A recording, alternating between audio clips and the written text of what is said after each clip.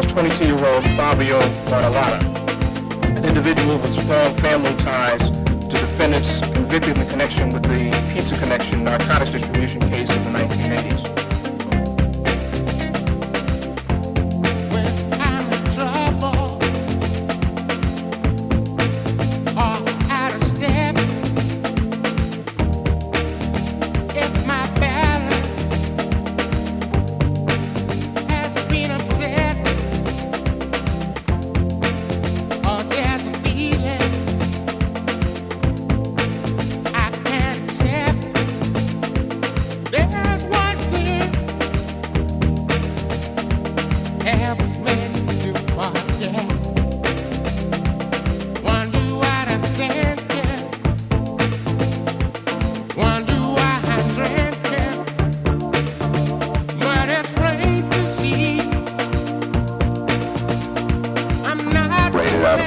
Shop in the Ridgewood section of Queens who have engaged in numerous armed robberies and other violent crimes across Queens County over the past. And it's a shame I'm not the man I used to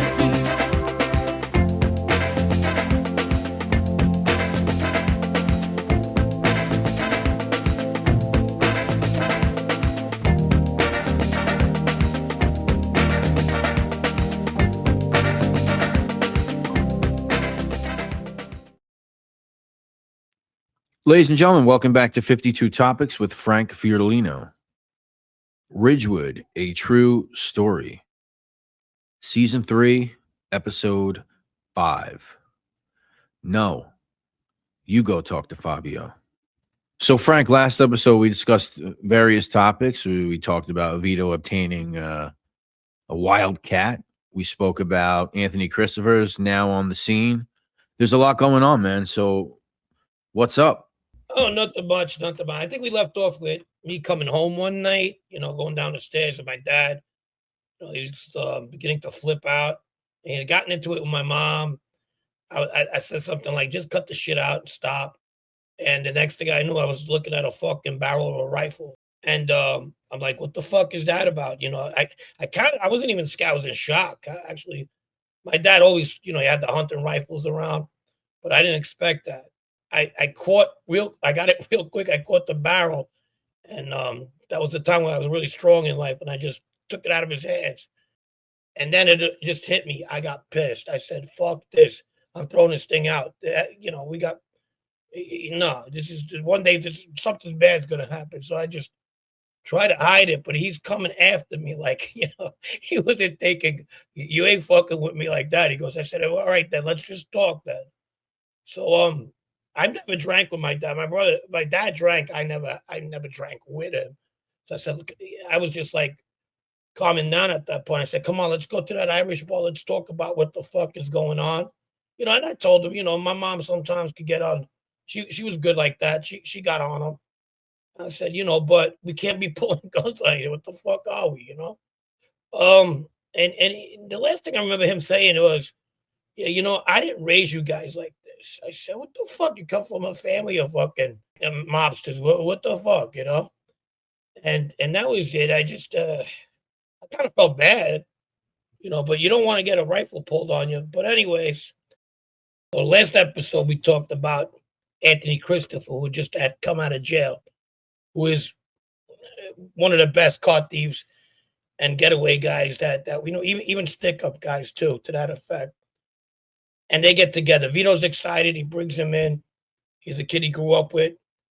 And he introduces him to the fellas. I told you last week, the only one that doesn't really like him, well, they don't like him, but Paul despises him, Paul Ragusa. But he's not in on this one. They get a job, a cigarette distributor, right on Forest Avenue in Ridgewood.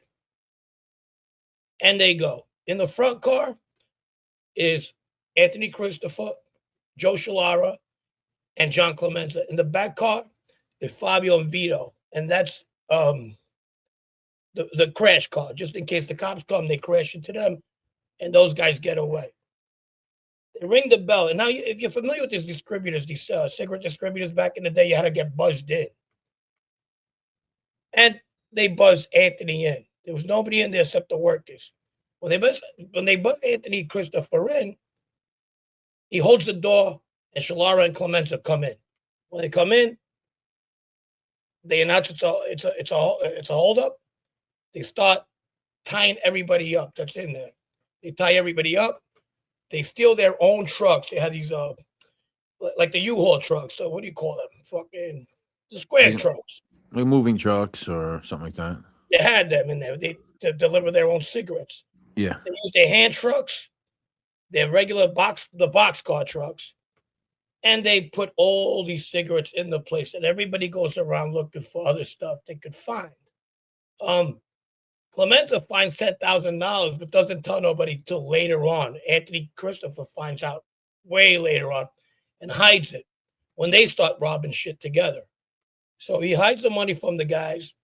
They fill up the box truck with all these cigarettes, and they leave with the back car, the crash car, follow them in the front, just in case the cops come around. And they leave, and they pull about $120,000 fucking score, but they end up getting like $10,000 a piece on the score. So they were keeping busy. Anthony's back out, and they got a new person for their robbery team. Around this time, I get a call from Joe Grimaldi. I said, he says, my dad wants to talk to you. Come down by the coffee shop on Cypress Avenue. I come down there, and there's Vito, and Vito Grimaldi, legend in our neighborhood. And he said, Frankie, listen. He goes, give that club back to those guys, them Yugoslavian kids over there. Don't even bother with them.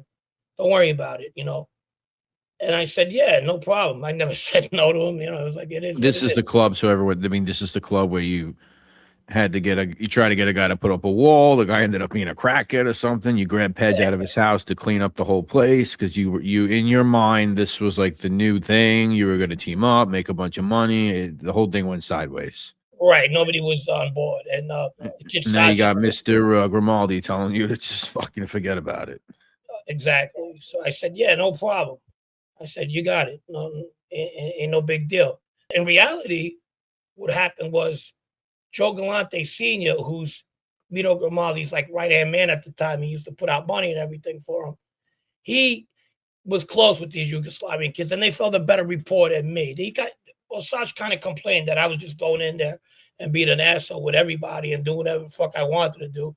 So it was better that like I stay away from him, in that sense, kind of like partnership, you know what I mean? I said, okay, no problem.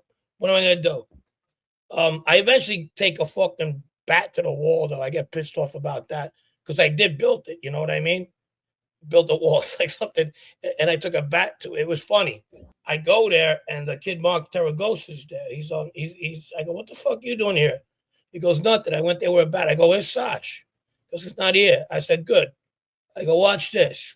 He goes, I asked him, you might want to leave. He says, no, I can't leave.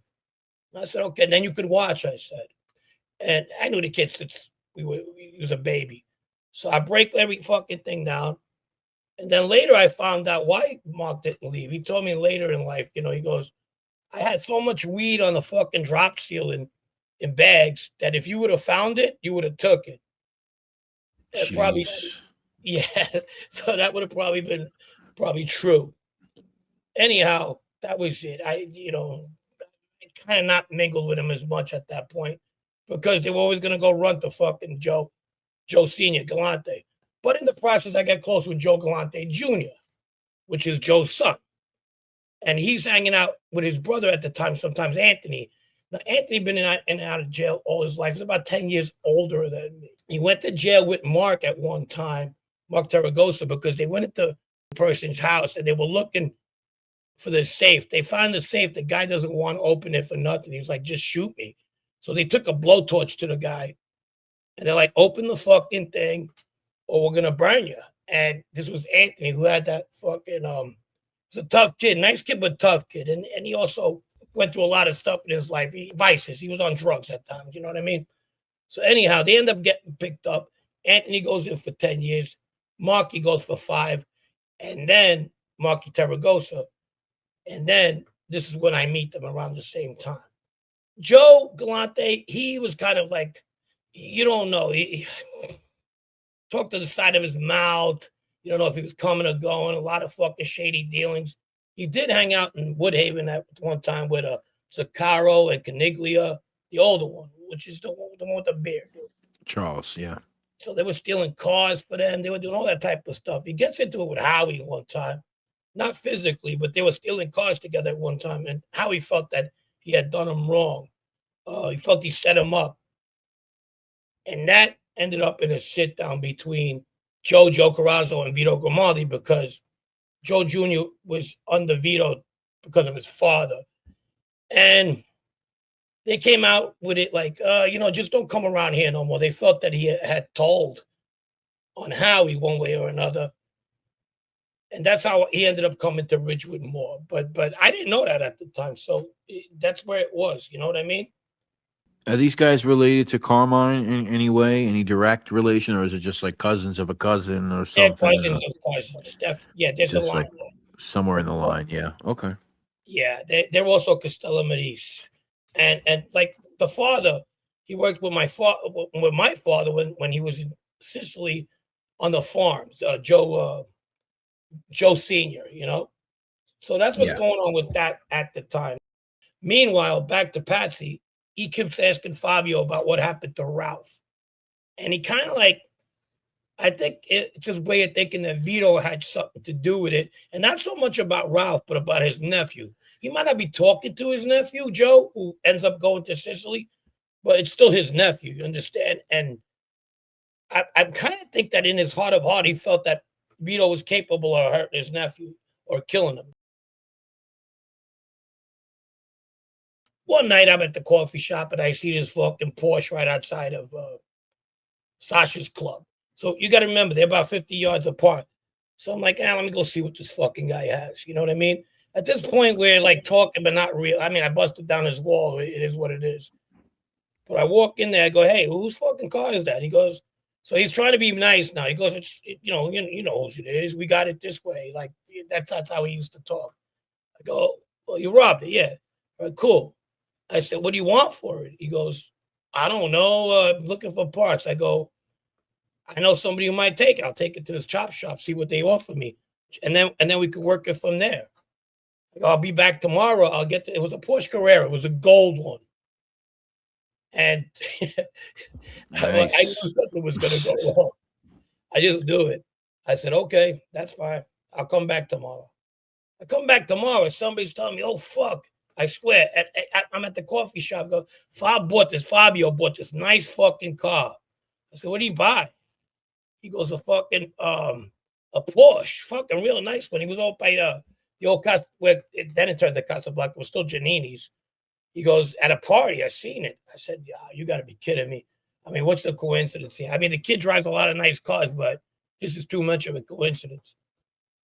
So that night, I'm hanging out with Bobby Wizyak. So I said to myself, Bob, we were coming from a fucking bar. I said, let's go take a ride out to this fucking kid's place out on Cypress at Manhattan. This kid, Sash. I want to go talk to him. As I go talk to him, there's this guy, Charlie, who's always around. Now, Charlie got arrested in one of the tentacles of the Pizza Connection case, but he was also dabbing with this shit too after a while. So he was in, he was out. He thought that he had a little bit of a swagger to him. I never liked him. I always thought he was fucking weasel and he was up to no good. I mean, I random said hi to him. I just didn't like him. So he's there. So I go to fucking Sash, where's that fucking car? He goes, oh, yeah, the car. I go, yeah, the car, the fucking car. He goes, well, I gave it to Charlie. I said, you gave your car to a fucking heroin addict. He goes, yeah. He says, Fabio wanted it. You know, we're never going to see that fucking car again. None of us are going to see money. You know that, right? He goes, yeah. He goes, you got a gun on here? In here? He goes, yeah. So he pulls his drawer out. He's behind the counter and he gives me the gun. I go, give me that fucking thing. He gives me the gun. I go, hey, Charlie, let me talk to you a second. I said, yeah. I said, what happened to that car, that Porsche? He goes, I gave it to Fabio. I said, Fabio? What do I do now? He goes, oh, you could go talk to Fabio. I said, no, you go talk to Fabio. I take out the gun, fucking raging. shoot him twice. Boom, boom. I go for a third shot at his head, but he got lucky because he walked away and it was a small caliber, a bad shot, you know. But he's holding his stomach. And he go, well, you shot me. I said, yeah, I fucking shot you, you piece of shit. Fucking, that was my car.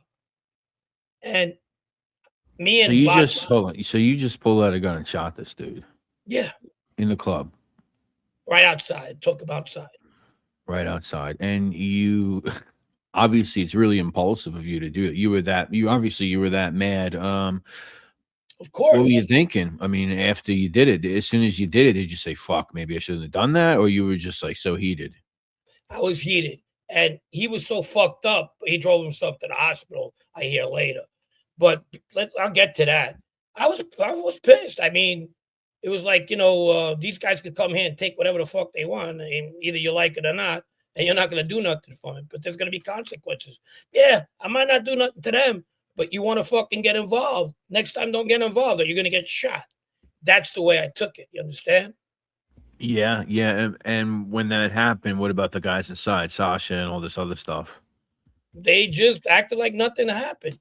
But at the same time, of course, Vito finds out the next day. It's across the street from the coffee shop.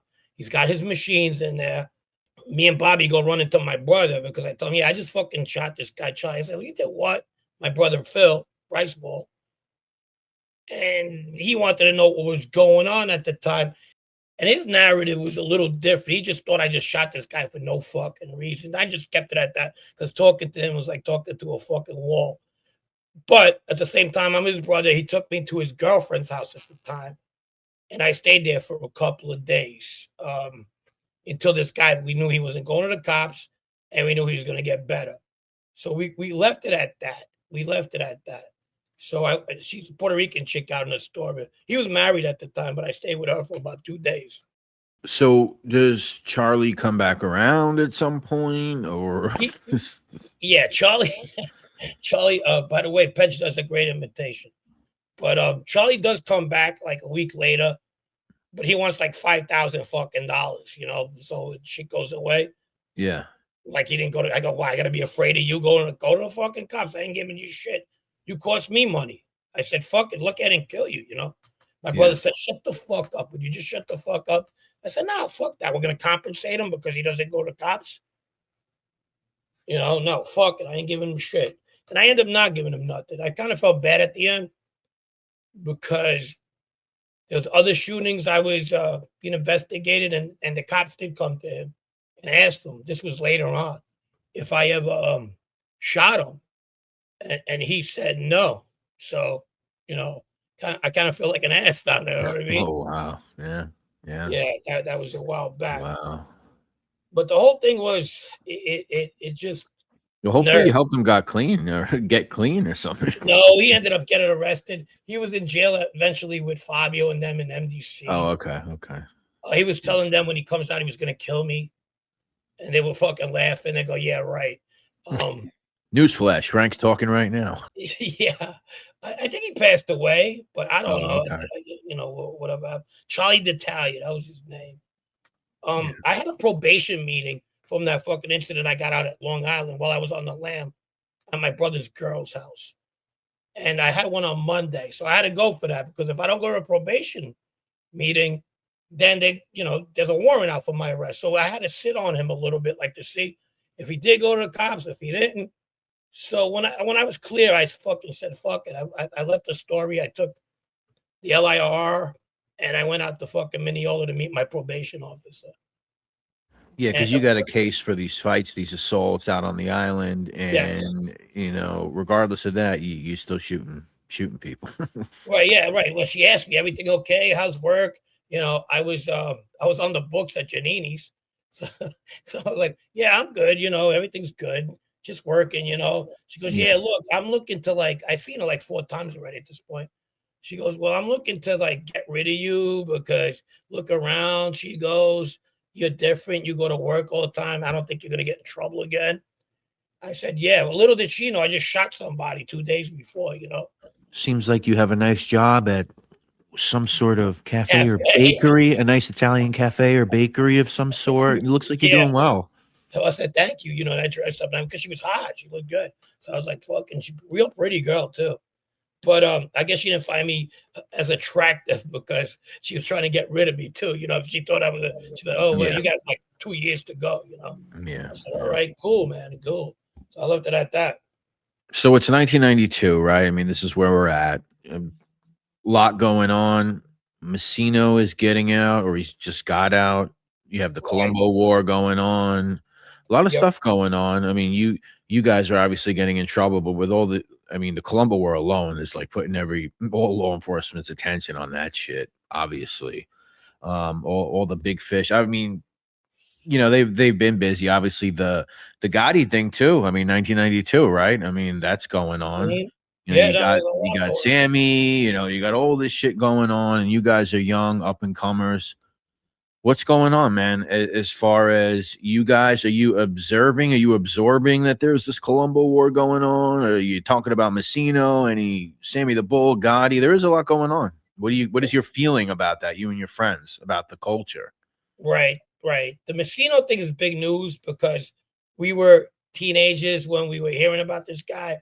Now we were young in our 20s, and he's coming out. So we want to see what he's about. There's big hype over him within the family. The Colombo War, not really. You know why? Because it was more like a Brooklyn, Long Island thing. A lot of stuff was going on in Queens. You know what I mean? And we knew it was Yeah, going on. yeah, yeah. And we've yet to have yet to have that Scopo hit, which is the last one in '93, which is in Queens, but that didn't happen yet, right? That is correct. And then you have I'm back from the shooting at fucking Giannini's, the shooting I was involved in with Charlie, and I got two cops coming. I was like, look, this is for me. You could fucking see them with their jackets. Go, hey, how you doing? Who do I talk to? I go, yeah, what's up? Talk to me. They go, we're cops. I said, yeah. And he goes, we're homicide cops. I said, yeah. They go, you know what that is? I looked at him. I go, I watched Kojak, and we all laughed together a little bit, right? So, I'm not being an asshole. He goes, and he shows me a picture. You know this guy? I say, yeah, that's Vito. He comes here. Everyone knows Vito. He's a good guy. Vito Garza. So it's the picture with Vito wearing a Minnesota Vikings jacket, it's purple sleeved and then gray. Well, have you seen him? I said, not in a couple of days, which was a lie. I seen him like 4 hours ago. I said, not a couple of yeah. Now you can't lie about that, obviously, because they're at Giannini's he because hangs out there. they know he hangs out there, right? I I didn't mean, say it's he not did any. Yeah, I don't know what right. I Exactly. was like, You I know. looked surprised. I was like, whoa. He says, well, it's a it's a homicide. It's has nothing to do with him. We just want to talk to him. I said, okay. He gave me the card. I said, okay, whatever. If I see him, I'll give it to him. All right, thank you. I said, okay, see you later. Now, this is a Bannon case. I don't know if you guys are familiar with it. It happened on Bell Boulevard.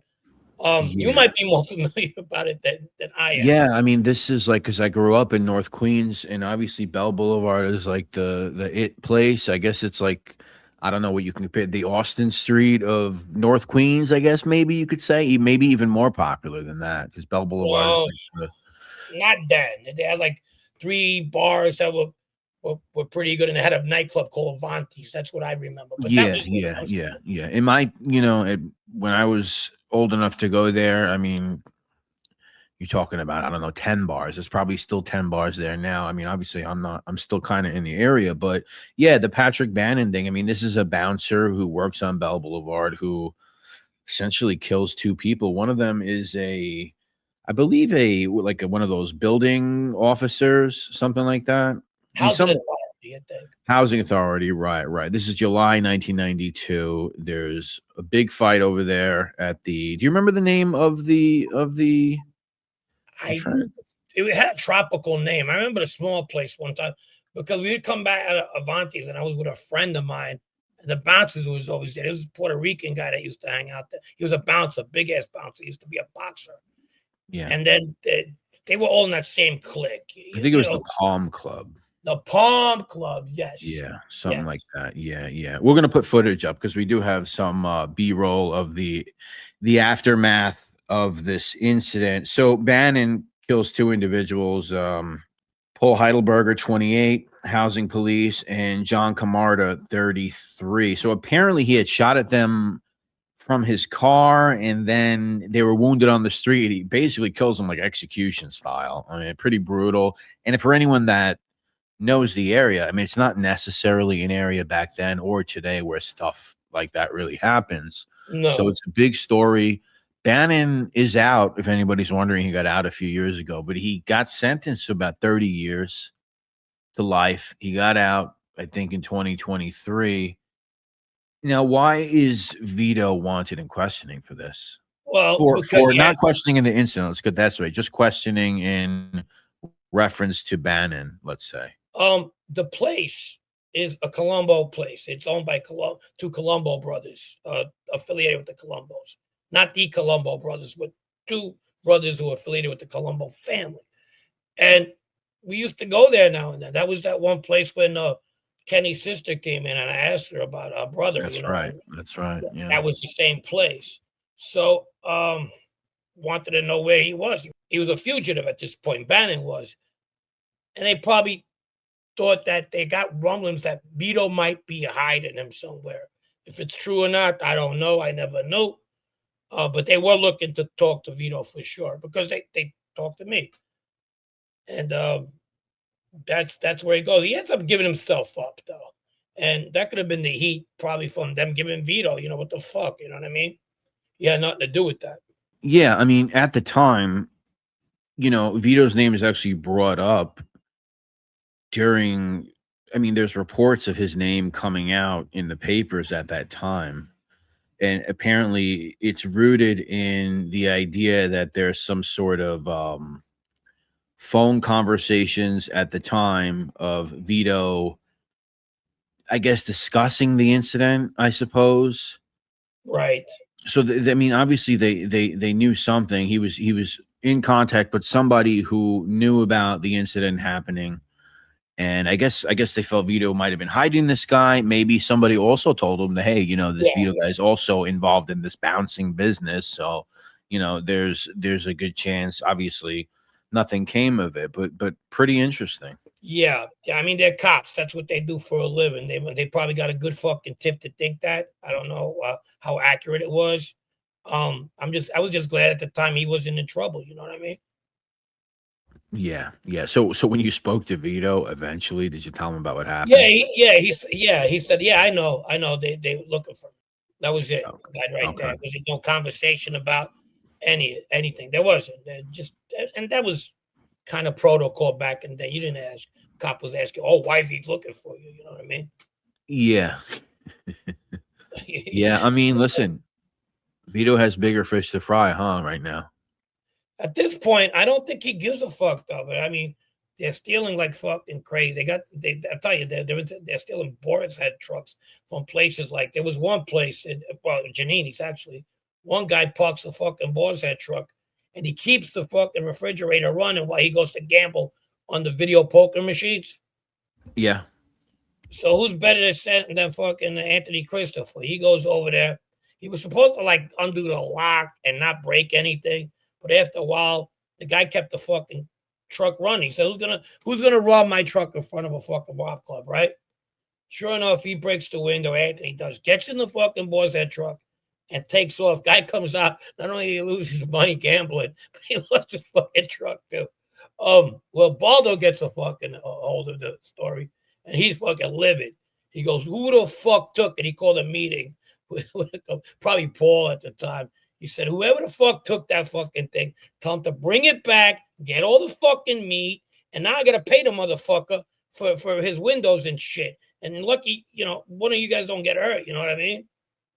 Yeah, I was thinking like robbing Boris head trucks is an interesting thing to do because for anyone that don't know, it's the premier cold cut in New York City. Obviously, it's in other states. We know that. But, you know, these guys, they have their certain routes. It's like the Mr. Softy, right, Frank? They have their routes. They're supplying to numerous delis, Italian delis, restaurants, whatever it may be. Seems like a dicey thing to do unless you're going to like go out to Long Island or just like go to a neighborhood that's not a mob neighborhood. Well, you're stealing it off a fucking front of a mob joint where the guy's going there to gamble. You know what I mean? So they weren't happy about that. I think Baldo ended up like paying half of it, just not to fucking make it alone, just as long as they ain't gonna do it no more. And he goes, yeah, I'll pay them fucking half. I know where it came from. There's only a couple of fucking guys that are doing this type of shit right now. Right. From everything to fucking like dog food, motorbikes, fucking construction material, everything. So that's what they were doing and keeping themselves busy, I guess. Yeah. That was good. And then around this time, we get the death of Dennis Gazzardo. Dennis was Vito's captain at the time, the guy, his mentor. You know, when I say captain, yeah, I guess it was his captain. It was his mentor as well. And I remember talking about this on previous episodes, that Dennis was the one who told Vito about who killed his dad on a hunting trip. But he had him promise him, don't do nothing as long as I'm alive, because Dennis was terminal cancer at the time. So Dennis dies. So it's on now. They're looking for Vinny Unions next on 52 Topics, the Ridgewood story. Ladies and gentlemen, this has been episode 5 of season 3 for Ridgewood, a true story. No, you go talk to Fabio. Thank you for listening. I won't take all that they hand me down and make out I smile, though I will frown. And I'm not gonna take it all lying down, 'cause once I get started I go to town. 'Cause I'm not like everybody else. I'm not like everybody else. I'm not like everybody else. I'm not like everybody else. And I don't wanna roll around like everybody else. And I don't wanna live my life like everybody else. And I will say that I'm fine like everybody else. 'Cause I'm not like everybody else. I'm not like everybody else. But darling, you know that I love you true. Do anything that you want me to. Confess all my sins like you want me to. There's one thing that I will say to you. I'm not like everybody else. I'm not like everybody else. I'm not like everybody else. I'm not like everybody else. And I don't wanna run around like everybody else. And I don't wanna live my life like everybody else. And I won't say that I'm fine like everybody else. 'Cause I'm not like everybody else.